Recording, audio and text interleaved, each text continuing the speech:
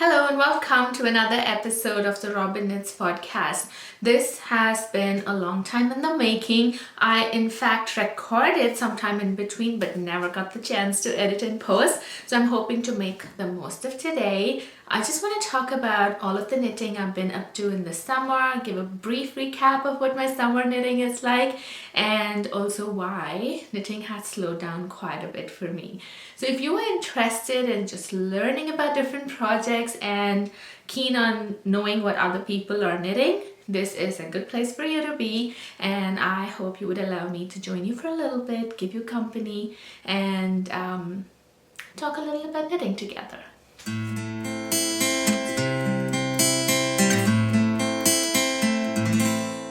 I realized waiting for a perfect day to film is just not the ideal way to go when it comes to recording a podcast. There are going to be days where the hair is not perfect, or there's going to be more traffic on the streets and it's going to be noisy. So I decided to not think of anything around me, just sit down, talk about my knitting. So if you hear any background noises, I am really sorry. I've tried to minimize it as much as possible, but if it comes through, I'm really sorry about it. Summer has been rather busy for me, a good kind of busy. I am back to school from last week onwards, and I'm going to be in school for the next 4 years. And so the realization that life was going to change made summer interesting. So we had a lot of people over, a lot of sleepovers, a lot of family get-togethers, some travel, and I don't regret the summer being that busy, but it took away from a lot of my knitting time. I was still able to get whatever I need to get done, and I thought I'll sit down and talk a little about it because some of these are gift knits and they are going to go away soon. One of them I already don't have with me. So I thought I'll sit down, talk about what my summer knitting looked like, what I'm expecting the fall to be, and what are the projects that have been intriguing me. So with that, I think I'll start with the finished objects first. The first finished object, I'll put a picture of it here because I did not have it.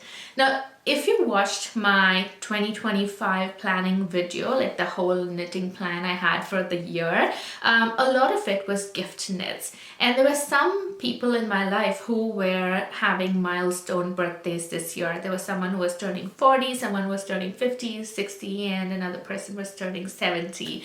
So I got the 70-year-olds gift out of the way, 50-year-olds was done, and this particular piece was given to the person who was turning 40. Now this person, her personality is very cheerful, very appealing. If you were around her, you would be drawn to speak to her, and I wanted to make something that will personify that.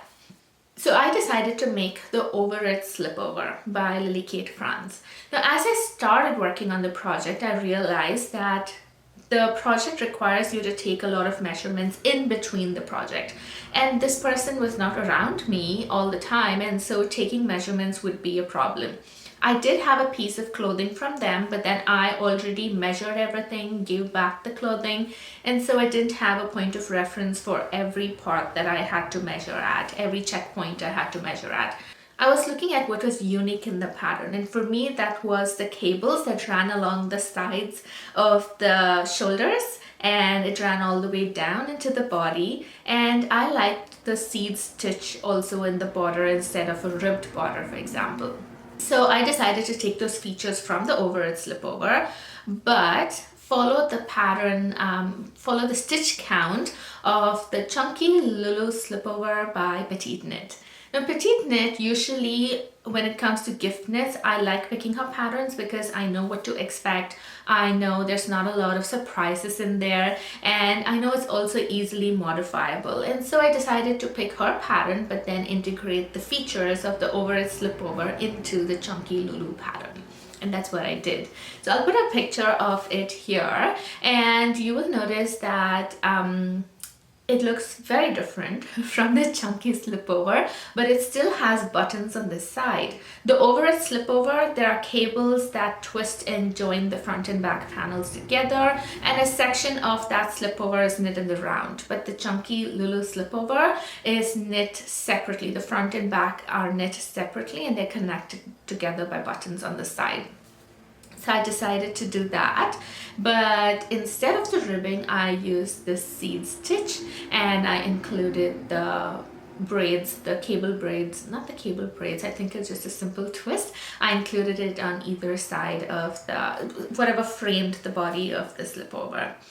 I knit it in size 5. The needle size used was 5mm needles, and the yarn I used was something I really kept aside for this person, and this is the Whoopsland by Knitpicks, and it is an alpaca blend, and the color is Pool Plunge. So if you look at the blue, it's a very bright electric blue, very close to the person's personality. So I was excited to make the slipover for her. She tried it on, she loved it, and I'm very excited to seeing her wear it in the cooler months. I gave it to her sometime in June or July, I guess, that's when her birthday was, and she's been happy. So I am very excited to finish that project and give it away to someone who will enjoy it quite a bit. My next project was a test knit, and this is the jade top by, I think the person's name is, the designer's name is Stephanie, but her design handle is Althea. I'll put the name of the designer and the pattern on the side as I talk. So this is the jade top. It is a little creased, sorry about that, and this was a very interesting knit. Something that can be worn over something. That's how I would probably wear it, or wear something like a vest inside, because if you've noticed, the armholes are quite deep. This summer was rather hot and humid, and so I got a lot of use out of this. I just wore a long undergarment inside, and I wore this so I could be just comfortable moving around, not afraid of flashing anybody. The top is supposed to be in one single color, but I decided to change it up a bit. When I started knitting this top, we were on a trip to BC, Victoria specifically, and I wanted to stop at a yarn store. This was the Beehive yarn store. Again, I'll put the name of the yarn store over here, and I'll also put a picture of the yarn store. It was beautiful. The people there were extremely kind, and they are very helpful when you walk around, look at yarns and look for patterns and ask suggestions. They would even wind wool for you if you ask them, and it's a very wonderful, sweet little yarn store. When I started knitting, I was doing the top half. It's just like any drop shoulder pattern. You do the back, and then you pick up for the shoulders in the front, and then join in the round and go knitting. So I was doing the top half, and I was using Sandnes Garn Tynn Lina, but I held it double because this is a DK weight pattern. And the plan was to use the white color on top, and then I also had some yellow Tynn Lina in stash, and I wanted to hold that double for the bottom. But then I stepped into this yarn store. I had a very limited budget. Knowing I'm going to be a student this year, I've been very particular about spending, and yarn just didn't seem a very essential thing to spend on. But I did want to buy something from there, and I came across this wonderful ball of yarn. I think the company's name is Concept by Katia. I don't know if that's the whole name of the company, but that's what it said on the tag. And the yarn line was called Bellino. Bellino is a blend again of cotton, linen, and something else. I'll put again the blends over here as I speak. And it was a wonderful multicolored yarn, very pretty yarn, and I couldn't stop looking at it. I actually went past it a couple of times and then went back and picked that ball of yarn. Beehive also had their own line of yarn. They had a BFL blend of something, and it was very nice, but it was a little expensive, and so I didn't want to pick just one skein of yarn and sit on it and think about what to do. So I left the yarn there, but I decided to pick this ball of yarn, and I held it double to finish the bottom half. It kind of gave a little more character to the top. If you look at all of the other tops, they are a single color, very beautiful, but I just wanted to change it up a little. And then the ribbing or the finishings of the garment are done with an I-cord, and so I went ahead and did that with the second color. The I-cord on the edges are not as visible, but then I used the same second color to do the I-cord on the edges as well. This is a wonderful jade top. The size I worked this on is 4. You might want to remember that the armholes are pretty deep, and so if you pick a heavier yarn like I did for the bottom, or heavier yarn in general, it's going to pull a little more, and that's going to affect the shape of the armhole. If you pick something that's more stiff, 100% cotton maybe, it would be a little more in shape and you would be able to wear it more comfortably. Again, it's just personal preference and choice, but this is what my project looked like. It went quickly once I started because it's 4mm needles, DK weight yarn, and for a summer garment, something like that is light, breezy, and if you get it in the right, if you make it in the right fabric, it's even better. So if you feel you need to churn out one last project, although it's cool, it's fall over here already, but if you feel it is warm enough for you to churn out one last summer project, this is a good project for you to try. While we are on the subject of test knits, I will talk also about my Juno sweater. So there are a lot of J's and I'm getting confused. So that was the J top. This is the Juno sweater, and this was a test knit for the Knit Pearl girl Sophie. She has talked extensively about this piece in her podcast. There were little issues, but that's what test knitting is for, and it got ironed out. So I did one of the first few versions, and if you look at the back, you might see a little blob. It's not even that visible. It was very minimal, but she's a perfectionist, and so she decided to go ahead and edit the pattern a little to make sure the collar looked really good. So this pattern is going to be released sometime in September. It is, I wouldn't say drop shoulder, but I think it's a contiguous pattern. Shared borders, that's what they are called. That's how I try to remember it. So I think this is the contiguous shoulder pattern, and you start again at the base. You do a few short rows, and you do short rows in the front for both the shoulders as well. The highlight of this pattern is I don't know if you can see it really well in this yarn. There's an edge stitch that frames the shoulders, and it goes all the way into the sleeve. So this is like a slip stitch that you knit, and there you go. It's almost like a forced seam, and it goes all the way into this, down the sleeves and into the ribbing at the bottom. This was more for me like a very neutral color, regular stockinette basic sweater. I don't have too many of those, and again, with school coming around the corner, I've been looking at more basic kind of sweaters to knit, and so this was really good for me. I knit this with yarns from my stash. The thicker yarn is Cashmerino sock, and this was by a dyer called Studio 715. I am not too sure. I'll put the name of the dyer here. They were having a closing sale, and that's when I picked up this yarn.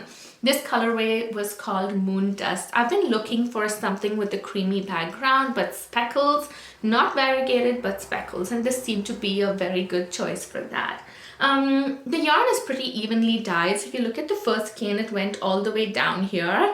I can see it very clearly because if you look at the second half, the speckles are a little more concentrated, but the first half, it's a lot plain. And the second skein is what I also used for the sleeves. I used about 2.5 skeins of the main yarn. The yarn was not a 100 gram skein, it was a 115 gram skein, so it did go a long way. I held it with Krea Deluxe Mohair, and it has some amount of alpaca in it, and so the mohair is not very harsh. If you are sensitive to mohair, this kind of numbs down the itchy factor of mohair. So this was really good, and the combination seemed very luxurious, very soft next to skin, and I enjoyed the test knit, I enjoyed the knitting process, and I've also been enjoying the finished project quite a bit. I thrifted a green skirt, and this went really well with that. It's not very it's not very white and green like a uniform, but with the speckled sweater it seemed to go really well with the skirt, and I loved it. So if you want something that's a quick knit, something basic, something that also feels adventurous, the Juno sweater is coming out soon. There are two versions of the Juno sweater. There's a DK version and a chunky version. I knit the DK version. The chunky version also is a pretty quick knit, and if you feel that one works for you, please go ahead and try it. The last part I wanted to talk was the size. I knit a size 4. I'm also realizing as I talk about sizes, you'd like to know what's the ease, so I'm just gonna put my measurements down in the description so you would know what is my measurement and what's the kind of ease I have on this sweater and how it looks on different body types basically. So I'll just post all of that details down in the description. Remember how I was talking about birthdays in the beginning? This project is for the 60-year-old, and this is called the Ruska, and this is the pattern by Jessica McDonald. Recently I've been captivated by her patterns. I did a test knit for her in the spring. I'll put a picture of that over here along with the pattern name. It was a wonderful test knit again, and I enjoyed it. I enjoyed the color work, I enjoyed the simplicity of the test knit, and I've been very intrigued by her pattern writing since then. She does a lot of simple color work. She also does color works that are both adult size and child size. So if you're looking for a matching sweater, especially for the Christmas season, you could probably look into her color work. This is a wonderful colorwork sweater. I have just one qualm about it. I'll talk about it before I go into the whole project. The neckline for this seems a little too wide. You start from the top, you start from the ribbing and go on into the sweater. And so if you want to come back and make changes to the ribbing, that is a very tough thing to do. So what I would suggest is if you could start from the body of the sweater but keep the ribbing for later, so you can pick up stitches on the top and do the ribbing later, it's going to be useful because then you can determine whether you want the ribbing to be tight, cinched in, or loose. I'm thinking to go back, take off the black yarn, and then I have very little of the main color. I thought I would add that, make a few decreases so that the neckline cinches in a little more. Now the reason I'm talking about the neckline cinching in a little more is because this is made for a gentleman who will be turning 60 in November. Now I wanted to get a head start on this. Again, school was starting. I didn't want to keep major projects for later, so I got a head start on this and finished it during summer. Just focus on schoolwork. But this was a very interesting project. It is a color work that involves 3 different colors, but I went ahead and did 4. Not necessary, but you can give it a try if you like it. The main color is Cascade 220, and it's in the colorway Burnt Sienna. The white is Drops Nepal. I'll put the name of the colorway. The black one here is Filcolona Peruvian Highland wool, I think. And then the gold over here is also Cascade 220. I think it's called Golden Meadow. I'm not very sure. I'll put the name of the color work here. So this was a very pleasant, very quick project. I think I feel that way about every colorwork sweater. The colorwork parts go really fast and then the body goes a little slow, but this sweater has a good surprise for you because just before you end it, there's some more color work. That's the color work down here. I haven't finished all of it, and I think I also made a few changes to this. I took a few the color work on the yoke actually goes past the yoke and into the body. I took off a bit of that and added it to the bottom. I ran out of the main color, and it was very challenging for me to find the Burnt Sienna colorway again. And so I went to my local yarn store, which is the Grey Heron yarn store in Belleville, and they did not have the Burnt Sienna Cascade 220 color. I did find it at other yarn stores, but I didn't want to purchase just one skein of yarn because I also knew I needed it just to finish a little bit of the length on the sweater and things like that. So The person in the yarn store, I think her name is Deb. She was wonderful. I took the project with me. I took all of the leftover yarn I had from the project, and she said, why don't you add a contrast color to the edges, and that way you would spare a little of the main color for other things, while you can also add a pop of color at the edges and make it look different. So the edges being a darker color is not part of the main pattern. It's an adjustment I made because I was running out of yarn. So you would see the a contrast color at the edges of the collar, the bottom, and also edges of the sleeve. I knit size 5. I think it is 43 inches, and I still have that change to make at the ribbing, but other than that, this was a wonderful knit. If the gentleman was wearing a t-shirt, not a t-shirt, yeah, a t-shirt. If the gentleman was wearing a t-shirt with collars inside and put the collars out, this would fit them perfectly fine. But I was still wanted to be a comfortable wear, and I know him well enough to know that he would like a cinched collar. So that is something that's pending for me to do, and I intend to do that sometime soon. I was going through my stash, and I found Noro Kakigori yarn. I had about 3 balls of the yarn, and I was thinking, what can I make out of this yarn? Each ball of yarn has about 200 grams, so that's quite a substantial amount of yarn, and I tried knitting. I don't even remember which pattern. I picked a pattern for this. I tried knitting. I did not find the knitting experience very appealing with the Noro Kakigori yarn. Now this is a non-wool yarn, but it has a blend of several other fibers. Again, I'll put the blend of fibers over here. And so I was looking for patterns that'll go well with that yarn. And it was still quite warm over here. This summer was warm and humid and little challenging, in fact. And so with the summer being warm, I was looking for something that I could use as a layering piece. As warm as it was, in the evenings it did get a little chill. If we were going out for a walk, I did want to put on another layer of something, and I was looking for something that's compatible with that need. And I found a crochet pattern that I had purchased long ago, and it was called the Dina Cardi. This is by the famous crocheter. Her name is Tony Lipsy. I'll put the picture over here and also the name of the designer. And I had the pattern in my library. I decided to go ahead and make the cardigan, and that is what I'm wearing today. So this is a crocheted cardigan. There is a peculiar stitch, and it is crocheted bottom up. Now it is crocheted in 3 different pieces. The back panel is made separately, the front 2 panels are made separately, and then they are seamed together on the sides and on the shoulder.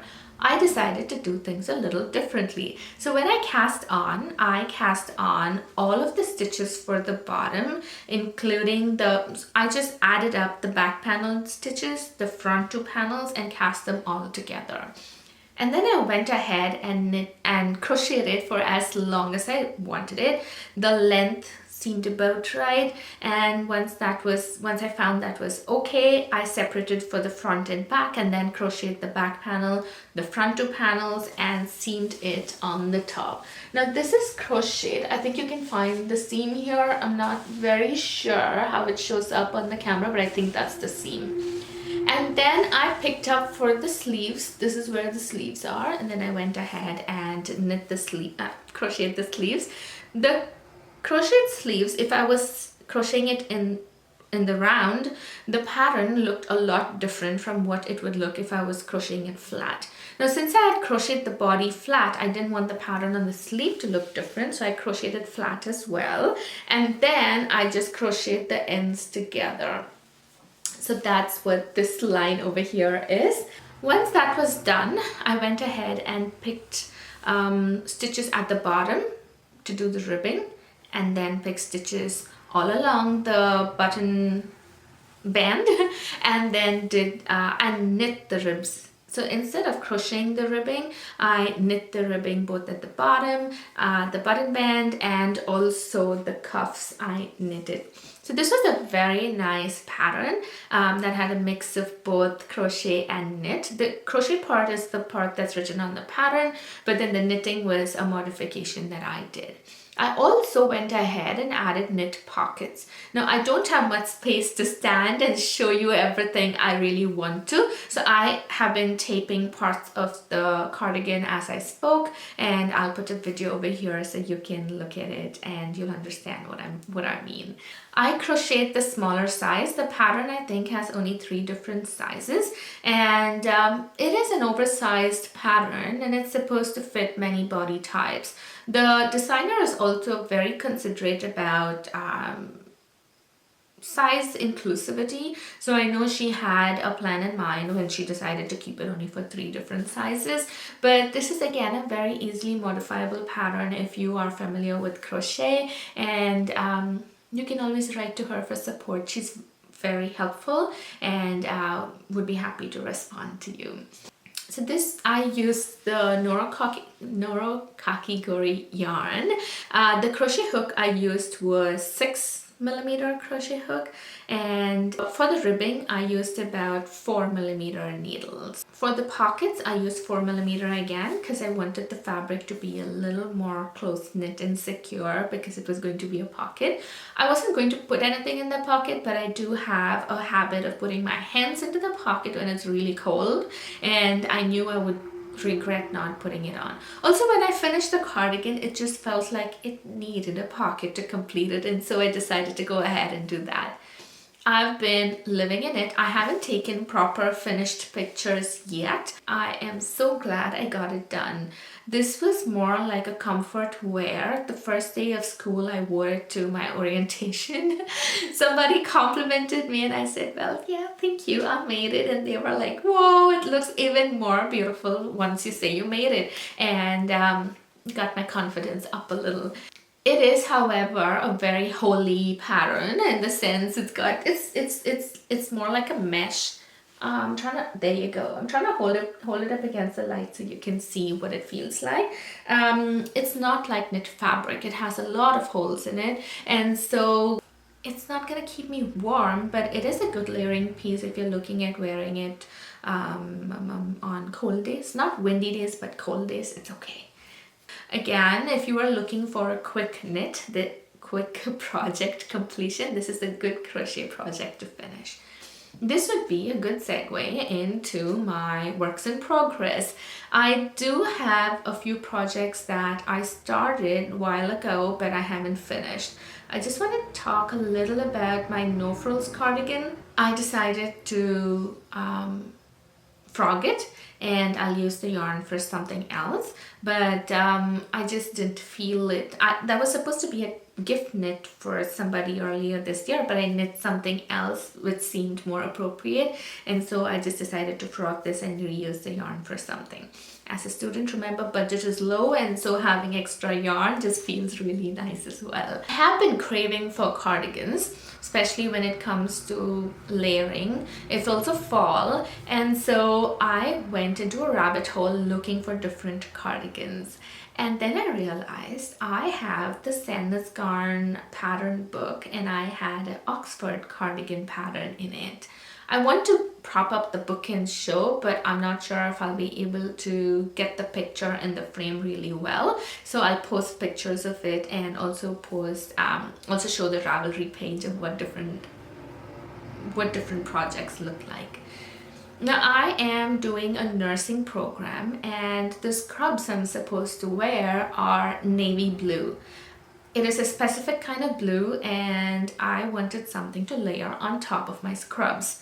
So I decided to use the leftover yarn from the first project I taught today, the overhead slipover. I decided to use the leftover from that project and pair it with some other yarn I had in stash. I'm just gonna grab the project. This is what my Oxford cardigan is looking like. Now this is a solid color pattern again. When you look at all of the pattern pictures, everyone has used a single color, so it's not complicated. It's a bulky weight Aran weight pattern, in fact, and you use about 5.5mm needles. I just want to make sure I'm giving you the right information. Yes, 5.5mm needles. I am knitting size 2. That seemed like it had enough positive ease for me to just put this over my scrubs, and so size 2 is what I'm knitting. The main color is Knitpicks Woodland Tweed, and it's in the colorway Spotted Owl, Spotted Owl. And the contrast color is a leftover from the first slipover I spoke about, and that is Whoopsland, and it's in the color Pool Plunge. Recently, I just came across a description of the Pool Plunge on Ravelry, and I realized this is a yarn that was created by mistake when they were trying to create the woodland tweed. They created this by mistake, but then the integrity of the yarn wasn't really good and it seemed to pill a lot, which is why they sold it at a sale price. And I grabbed about 5 skeins of it because it was on sale. But when I read it, my confidence faltered a little because I read it after I made the gift knit and after I had gifted it already. So if you have this in stash, remember to hold this with a second yarn or use it in a color work project so that its integrity is not compromised. So the Oxford cardigan is a drop shoulder cardigan. You start from the back and then you do the front 2 panels, join join in the underarm, and you knit the body of the cardigan.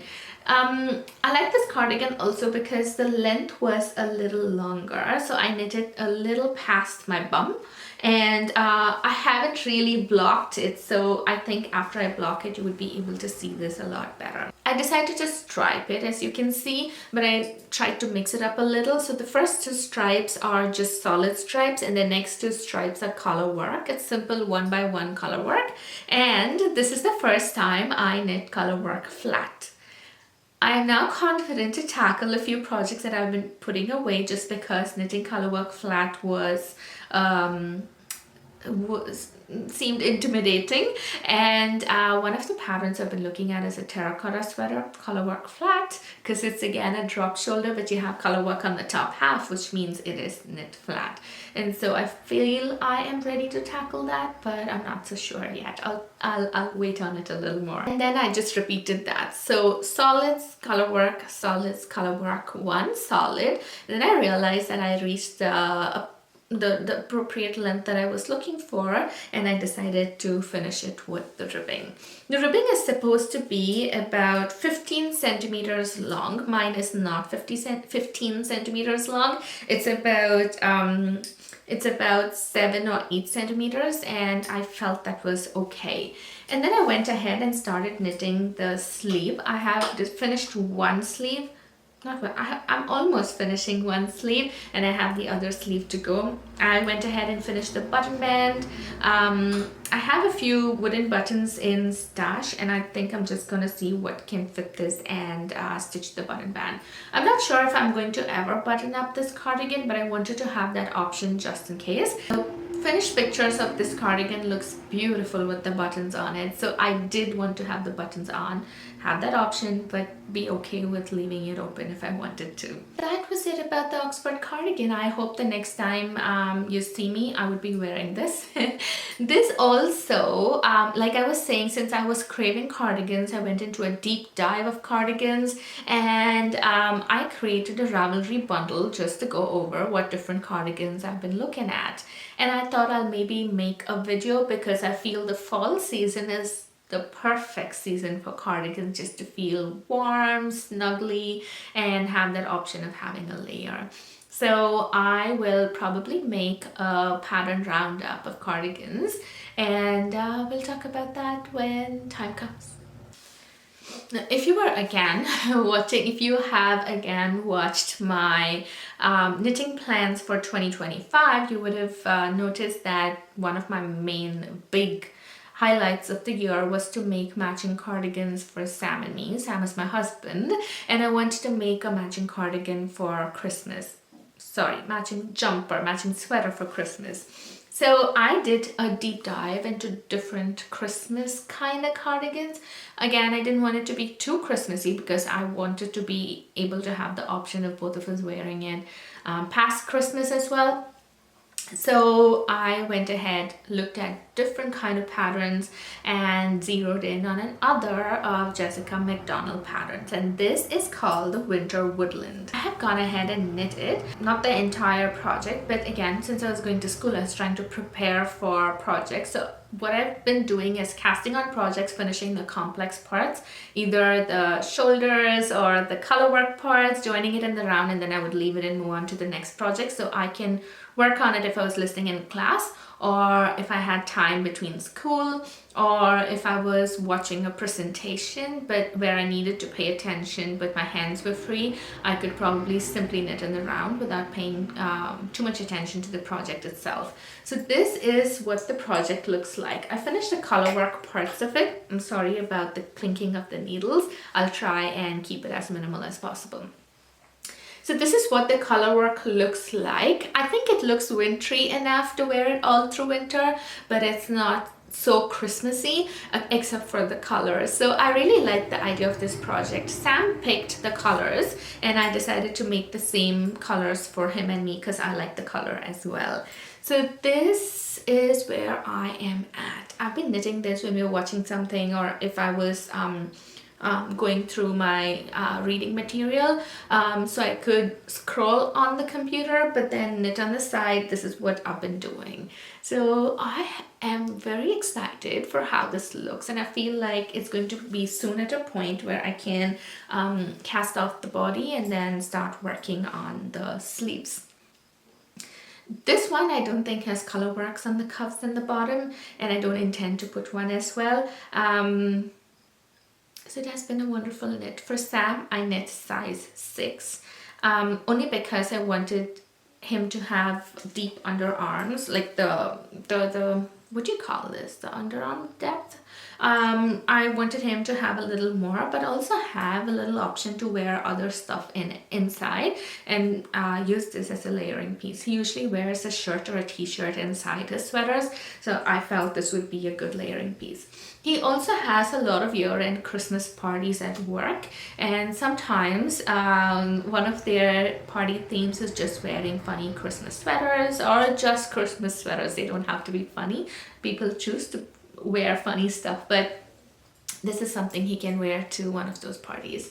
So I've been excited about the progress. I really like how it's looking. I feel the stitches are very even with this yarn. Brings me to the yarn. This is BC Garn Loch Lomond, and I'll put the name of the colorways or the number of the colorways over here. So it's a very wonderful, very lightweight yarn.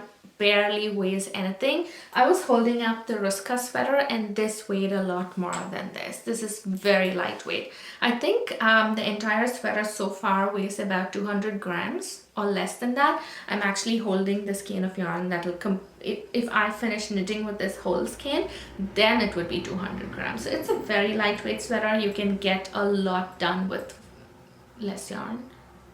No, I would say the yarn goes a long way. Each skein of yarn is only 50 grams, but it has almost the same amount of yarn as you would expect from a 100-gram yarn of any other fiber. So this is, I think, woolen spun. And I'm enjoying what this yarn feels like. I really enjoy it. I'm loving it. I haven't blocked it out yet, but I think it's time to stop and block it just to see what the color work would look like after Deluxe's Acrobat and how the yarn will bloom.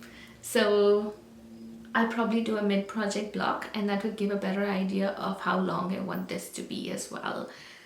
So this is the wonderful Winter Woodland Sweater.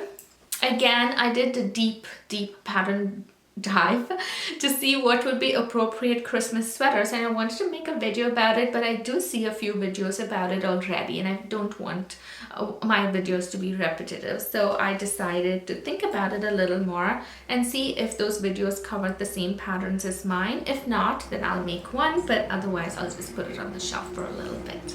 My last work in progress is the Lunan. This is what it's looking like. Whoops. This is what it's looking like. This had a mid-project block. I think till here is where it's blocked, so you can see the yarn has relaxed a little.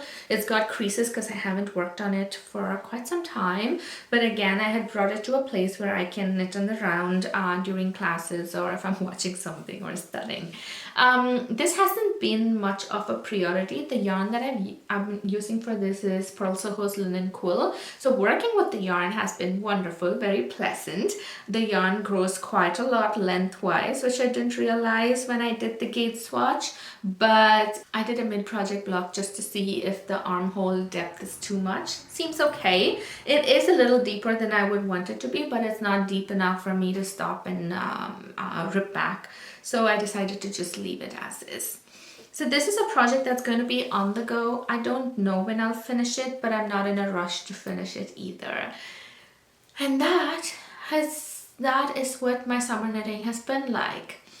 Even though I have not had the chance to sit down and talk, I've had a good amount of time to knit. Not as much as I would normally do, but I'm okay with that. I liked how the summer has been, just trying different things other than knitting, being a little more outdoors, prepping for school, and just changing my mindset about purchasing yarns, looking at my stash in a different way. My stash is now my treasure because I know I can't add to it as much as I want to. What this has opened me up to is thrifting, and we have a wonderful thrift store near us. It's called the Mission Thrift Store. There are two near us. One is in a small town called Trenton, and the other one is in another town called Belleville. Now, Belleville has a better thrift store than the Trenton one, and that's where we usually go to. And I found some yarn. I'll put pictures of it because some of them are in cones, some of them I cake them up. So I'll put pictures of them over here so you can look at what they look like. I do not have concrete plans for these yet, but they seem to be neutral enough colors for me to pick them. So I'll think about it and see when I can cast them on. I have also been off knitting social media. I have not been watching as much podcasts as I want to because I just didn't have the time. And last weekend I decided to just recharge myself and watch some podcasts.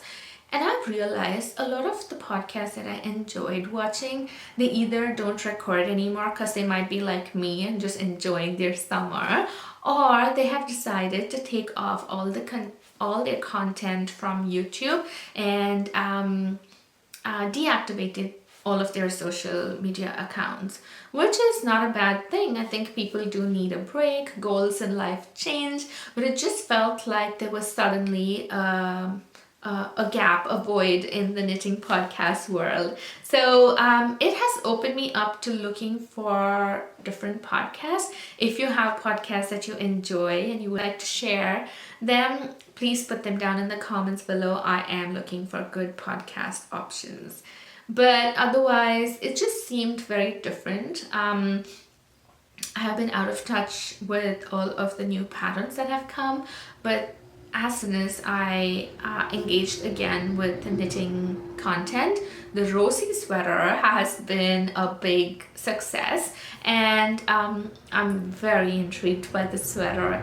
I did not like floral patterns as much, but this seemed good. It has a good balance. I like that its drop shoulder is not a round yoke sweater. I don't know if I'm 100% correct about it, but I like that it has some very sharp features but also has this nice floral features, and I feel it's a very good balance. I like that it's so oversized and looks so comfortable, and I would love to knit it for myself and wear it in spring. So that is on my radar, but other than that, I don't know what new patterns are out there, and I'm hoping to catch up sometime soon, just to appreciate patterns, maybe not to cast them all on right away, but at least to appreciate them and look at what options are out there. Thank you for hanging out with me for this long. I am sorry if you heard airplanes or cars in the background, but it's been wonderful to sit down, talk about what my knits look like, and it's been inspiring because I know I can go finish my works in progress and see what else new cast-ons are out there that would capture my attention. So if you enjoyed this, please feel free to like the video. You can also leave a comment about what you have been knitting. What summer knitting look like to you? Are you a summer knitter? Do you feel your knitting is great in winter? Once things go back to normal, kids are back in school, or just a routine is in place, does that help you with getting your knitting work done? Let me know what it looks like to you. So thanks for being here. Thanks for allowing me to share my knitting with you. And I hope you have a wonderful